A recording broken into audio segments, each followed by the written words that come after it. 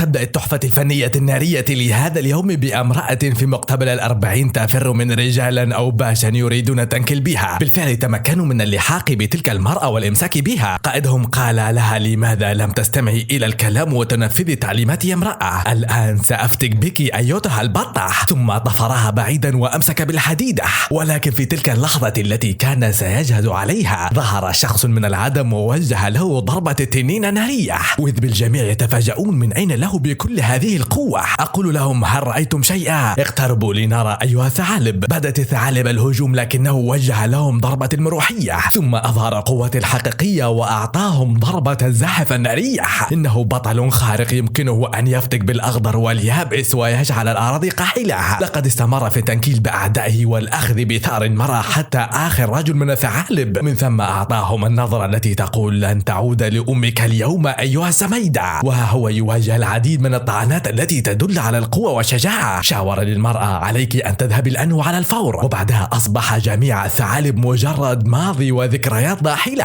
وإذا كنتم تتساءلون ما هذا الصوت ومن هذه الشخصية، أقول لكم إنني المعلق الناري الذي أعلق فقط على الأحداث النارية، تماما كأحداث هذا الملخص الخارق للعادة. ثاني يوما صباحا باكرا ذهب جعفر إلى ساحة الجريمة، وبعدها رأى زوجة أخيه تقول له: لقد دمروا أخيك وفتكوا به يا جعفر. إياك أن تتوقف ولا تأخذ بثار أخيك أيها البطل. إنني حزين للغاية على فراقه. هنا قام جعفر بإزالة الغطاء عن أخيه ورأى من دمره من الداخل وحرق قلبه، وقال لرجاله: بحلول الغد أريدكم أن تحضروا لي من ارتكب هذا الفعل الشنيع والمدمر للغاية. نعود الآن للماضي لنرى ما هي القصة وكيف كانت أبعاد الحكاية، حيث نرى عنترة ذهب مع أمه إلى مكان عمل أبيه ليبشره بخبر في غاية البهجة والسعادة، وهو أنه استلم الراتب الأول له في العمل. قدم الراتب لأبيه حتى يشعره بالفخر والسرور، ولكن أبيه أعاد إليه الراتب وقال له: احتفظ بالمال يا بني. ثم نظر إلى رفقائه في العمل وأظهر لهم كم أنه فخور بابنه الذي رفع رأسه عاليا. أبيه عزم العائلة الكريمة على عشاء لذيذ وجميل الغاية، وإذ بعنترة يرى فتاة جميلة تدخل عليهم وقد ملأت عيناه الحب والرومانسية، لنكتشف بعد ذلك أنها حبيبته يا أصدقائي. ثم حكى لهم كيف تعرف عليها وما هي سبب سعادته ونجاحه في حياته العملية. الجميع كانوا سعداء والأجواء يملأها الحب والأمل والسلام العائلي. لنرى بعدها العرس الخاص بالعروسين الجميلين، وعبلة حبيبة عنترة قالت له: أحبك كثيرا يا عنترة. الأخير أصبح سعيدا وقدم لها رقصة هندية رائعة وجميلة. لقد غنى لها ولحن بكل وسامة. لقد رقص رقصة مليئة بالبهارات الهندية. تمر الأيام ويستيقظ عنترة من نومه وهو ينادي ويصيح باسم حبيبته عبلة: أين أنت يا عبلة؟ أين أنت أيتها الفتاة المحبوبة؟ ثم توعد أنه سينكل بالذين قاموا بالقضاء على أمه يا أصدقائي. نذهب إلى جعفر الذي جمع كل المشتبه بهم وبدأ باستجوابهم جميعا ليعلم من الذي نكل بأخيه حنجرة. سأل الأول وقال له: أنا لا أعلم شيئا عن أخيك حنجرة. نكل به، والثاني أنكر فلحق بالأول في جحيم الدولة الهندية. ثم عندما رفع الغطاء عن الثالث القصير المكير قال له: أنا أعلم من فتك بأخيك حنجرة يا جعفر. أعطني يومين فقط وسوف أحضره لك بنفسي، وإذا لم أفعل حينها يمكنك أن تجعلني أقول على الدنيا السلام. مساعد جعفر قال له: ولم يكذب عليك، لذا اتركه يذهب ويحضر لك العدو. في اليوم التالي قام القصير بأخذ مساعد جعفر ورجاله حتى يسلمهم الرجل الذي فتك بحنجرة. ظهر رجل ملثم ليحكي لهم كيف قام عنترة بالقضاء على حنجرة. القصير أعطاه سكينا ليشرح لهم العملية الفتاكة، ولكنه طعن أحد رجال العدو بالسكين ورفعه رفعة نارية، ثم نزع الغطاء عن وجهه ليريهم القوة الحقيقية. بدأ ينكل بالرجال واحدا تلو الآخر. انظروا إلى هذه الحركة المشتعلة بالنار والشرار يا أصدقائي. انظروا أيضا إلى هذه الحركة البهلوانية، فيا لها حقا من أفلام هندية. استطاع أن ترى تنكيل بهم جميعا بكل قوة وجسارة، حتى قال له مساعد جعفر: أنت فتكت بكل رجالي، انتظر لأنني سأريك الجحيم الآن. رفع سرواله وربطه وبدأ بحركاته، ولكن عنترة الخارق للعادة قدم بطولة نارية واستطاع أن يفتك بمساعد جعفر ليكمل طريقته الانتقامية. هنا ظهر القصير المكير وقال له: أنا سأساعدك في أي شيء يا عنترة. وعنترة قال له: إذن أنت ستساعدني لآخذ انتقامي من الشخص الذي دمر حياتي، فلقد كنت أعيش مع عائلتي بكل سعادة. نعود مجددا للماضي لنرى ما الذي حدث لتلك العائلة السعيدة يا أصدقائي، حيث أن والد عنترة وقع في مأزق شديد للغاية. أخذ قرضا وضمن صديقه ليأخذ قرضا، وكان الضمان هو المنزل الخاص بهم. صديقه هرب وتركه وحيدا. والجدير بالذكر أن نقول لكم أن جعفر صاحب شركة عقارات يا أصدقائي، وغايته كانت أن يستحوذ على منزل والد عنترة. لذلك عندما علم والد عنترة أنه هالك لا محالة أصابه الضغط المرتفع والسكتة القلبية الفتاكة. حاول عنترة إدراك والده من الأزمة القلبية.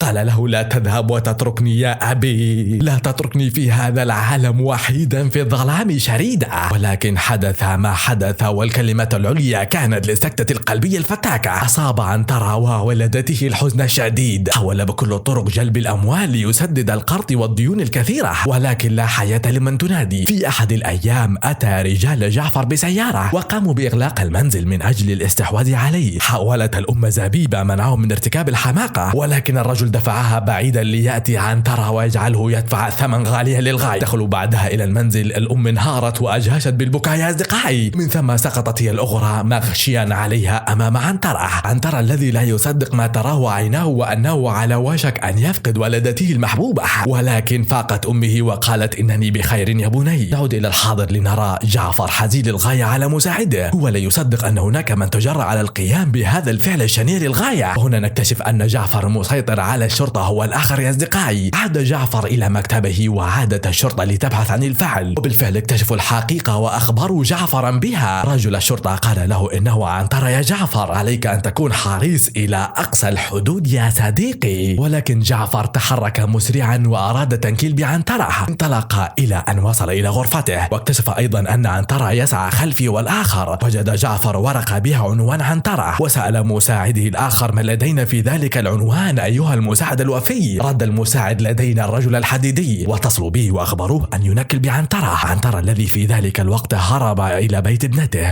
التي فقدت والدتها في حدث مأساوي للغاية. لقد أخذ عنترة الابنة المحبوبة إلى الملاهي الجميلة، ولكن الرجل الحديدي ظهر برجاله حتى يفتك بعنترة ويدمره تدميره. وبالفعل بدأت المعركة. عنترة جعل ابنتي تركب لعبة مروحة ورفعها للأعلى، وبعد أن حاوطه الرجال استطاع عنترة أن يفتك بهم جميعا. لقد كانت معركة مدمرة للغاية. إنها معركة أكون أو لا أكون يا أصدقائي. بدأ عنترة حركاته البهلوانية. استطاع أن يجهز على الدفعة الأولى ويطرحهم أرضا بنجاح وسهولة. جاءت الدفعة التالية لنرى القوة الحقيقية، والدفعة الثالثة ذهبت أدراج الرياح العاتية. ما هذه القوة يا عنترة؟ إنك حقا خارق بمعنى الكلمة يا صديقي. عنترة وجد أن هناك رجل يقترب من ابنته، فأخذ رمحا وأطلقه نحوها وأسقطه أرضا. جاءت الدفعة الأخيرة، ولكن عنترة دمرهم بضربة واحدة، حتى أن الرجل الحديدي لم يستطيع أن يقترب منه نهائيا. أجهز عليه عنترة بنجاح وسهولة بالغة. وعندما أتى جعفر ليرى النتيجة، وجد رجاله جميعا قد قضي عليهم، وورده اتصال من عنترة. قال له عنترة: أنا ملك الغابة مثل الأسد يا جعفر، اليوم سأصطادك وأجعلك عبرة لمن يرى. نعود بالزمن من جديد لنرى ماذا حدث للسيدة زبيبة والدة عنترة. ذات يوم أصيبت بالأزمة القلبية، وقال لهم الطبيب أمامها 6 ساعات وتقول على الدنيا السلام. اتصلوا وأبلغوا عنترة بهذه المعلومة، ولكن عندما وصل عنترة كان الأوان قد فات، ورحلت والدته وتركته وحيدا شريدا في الظلام بعيدا. حزن عنترة عليها كثيرا وتذكر أيامهم الجميلة. لقد كانت والدته زبيبة مصدر البهجة وسعادة، كانت تحبه وتمثل له كل ما هو جميل يا أصدقائي. ولكن عنترة بدأ مراسم الجنازة، وجلس حزينا ينظر إلى أمه بكل حزن وحسرة. دعونا نعود للماضي قليلا لنرى ما الذي حدث لوالدة عنترة. لقد هجمت عليها عصابة جعفر حتى يفتكوا بها تماما، وبالفعل هذا ما حدث، وتم القضاء على سيدة زبيبة. وجعفر فعل هذا الأمر حتى يستولي على بيت عنترة. دخلت زوجة عنترة على الوالدة المحبوبة، ولكنها وجدتها مقضيا عليها مفتوكا بها مجهوزا عليها يا أصدقائي. قامت العصابة بإمساك زوجة عنترة. اتصل مساعد جعفر وقال له: ماذا نفعل يا سيدي؟ إنها امرأة حبلى. فرد السيد الماكر السميدع وقال لهم: افتكوا بها يا الأخرى، إنني أريد هذا المنزل. قالت له عبلة: من أنت أيها الرجل؟ زوجي سوف يفتك بك وسيلحق بك وينكل بك ويجعلك تقول على الدنيا سلام. ولكن ما حدث عكس ذلك تماما يا أصدقائي. لقد تمكن جعفر من الإمساك بعنترة. لقد نكل به وتركه لرجاله وخرج من القنقرة. ولكن ثمة رجل آخر دخل من أجل أن ينقذ عنترة. حاول أن يجعله يستفيق، ولكن عدنا إلى الحاضر من جديد لنرى أن عنترة لديه مجموعة أبطال يقولون يقولون له سوف نساعدك يا عنترة، لن نتركك للثعالب ينكلون بك كيفما يشاءون. وبالفعل تحرك عنترة ذهب إلى عقر دار جعفرة أخ حنجرة، وبدأت المعركة النارية والمدمرة والفتاكة. رأينا قوة عنترة وشجاعته كالعادة، لقد قضى على الكثير من رجال جعفرة، ولكن جعفر أسقط عنترة أرضا وصرعه تماما. هنا جاءت والدة عنترة في هيئة حلم وقالت له كل إنسان لديه قوة نارية يا عنترة، فلتخرجها الآن ولتفتك بهم جميعا يا بني. وبالفعل وقف عنترة وحقن جعفر بحقنة الوريد المشؤومة. جعفر لا يستطيع أن يتحرك. ما الذي يحدث؟ إنني لا أدري أصدقائي. ولكن عنترة ضربه بالحقنة التالية وسقط جعفر، وقد حصل عنترة على انتقامه. وهكذا كانت الملحمة النارية والمدمرة للغاية. قصة عنترة الذي استطاع أن يأخذ بثأر زوجته وأبيه وولدته المحبوبة. لقد جعل أبيه فخورا به ولم يترك دمه على الأرض يا أصدقائي. قام عنترة بتحويل منزله إلى دار مسنين ليرعى جميع العجائز والكهلة ويأوى من ليس لهم مأوى. فيا لها من قصة وعبرة وحكاية. أتمنى أن يكون هذا الملخص قد أعجبكم يا أصدقائي، فلا تنسوا أن تضغطوا على زر اللايك والاشتراك بالقناة. كان معكم محبكم دائما وأبدا معلقكم الناري من قناتكم المعلقة النارية المدمرة والفتاكة، والسلام عليكم ورحمة الله وبركاته.